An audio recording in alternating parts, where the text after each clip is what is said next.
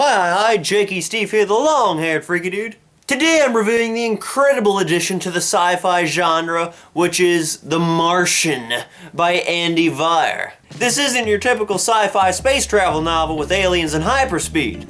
This takes place in a much more foreseeable future using technology which is for the most part already a reality. And that's what I think makes this book so great. It's sci-fi, but it's about a future so close you can almost reach out and touch it and taste it.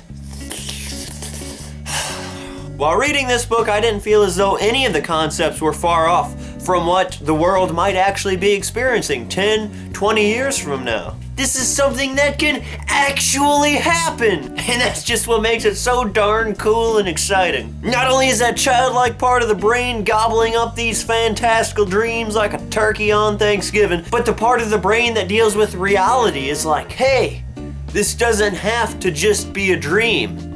This is possible. So this novel is about an incredibly good-natured and incredibly optimistic astronaut named Mark Watney, who has been stranded on Mars. He's a botanist on the third manned mission to Mars. He and his crew of 5 others are pummeled by a sandstorm and must abort their mission just 5 days in. But while making it to the Mars Ascent Vehicle, which is what will take them off of the red planet, in a freak accident, Mark Watney is hit by a piece of debris and is assumed dead. His crew leaves without him. As it turns out, Mark Watney isn't dead, so he must overcome many obstacles in order to stay alive on this Martian planet. The things he must worry about are food, air, water, and a way to get home. But none of these matter if he can't somehow communicate with Earth that he is still alive.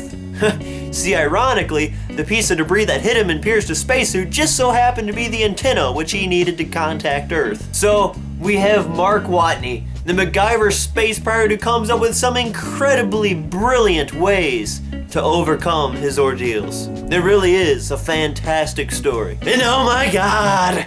Mark Watney is just such a lovable character. He's always got a positive attitude towards things, even when death seems inevitable. It's this, I think, this very important thing which keeps him alive, which gives him the sound mind to work through all of his problems, even the ones which are very time constrained. And also, he doesn't hold grudges on anyone, which is just great. No one likes an angry, spiteful loner. If you're gonna be a loner, be happy and optimistic about it. And perhaps best of all, Mark Watney is just downright hilarious. His humor is really what keeps the book going. I mean, whenever I pick this up to read more pages, the humor is what I look forward to, not necessarily his overcoming of Mars. I couldn't help but think of Watney's character as someone from Catch-22.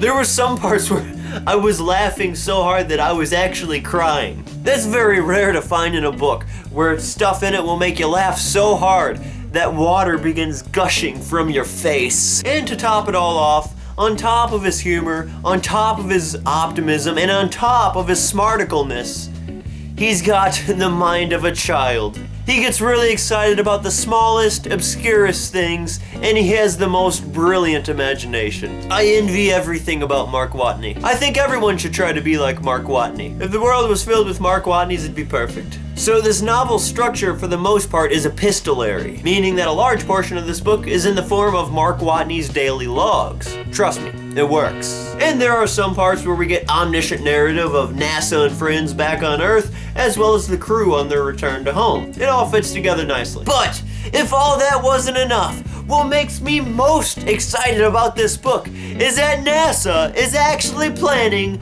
a manned Mars mission for 2030. How cool is that? NASA themselves said that the technology you see in the book is very close to what the real deal is gonna be. I am super hyped. Look up the SNS rocket and the deep space missions if you haven't already. That little child in your head will come clawing to the surface with tremendous speed. And you know what excites me even more? 2030 is still a ways away. I'll be, my late 20s by then? Which is just the age of people NASA will be looking for to go on such a long excursion. I'm ready, NASA. Take me with you. I want to expand the boundaries of human exploration. I want to be Mark Watney. I'll do whatever you want, whatever education it requires. I want to be your astronaut. Sorry, I got a little excited there. But seriously, I would do anything to become an astronaut, or a Mars astronaut for that matter. All that aside, the movie was just fantastic too. I mean, Mark Watney is Matt Damon. Matt Damon is Mark Watney. I couldn't tell the difference between the two. And the other casting options were spot on too, like the director of NASA and Johansson, who's Kate Mara.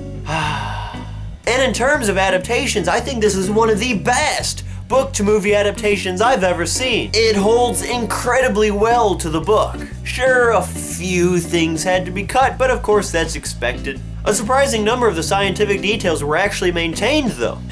And the imagery. It's like they pulled the story right from my head and projected it onto the screen. It's exactly how I pictured it looking while reading it.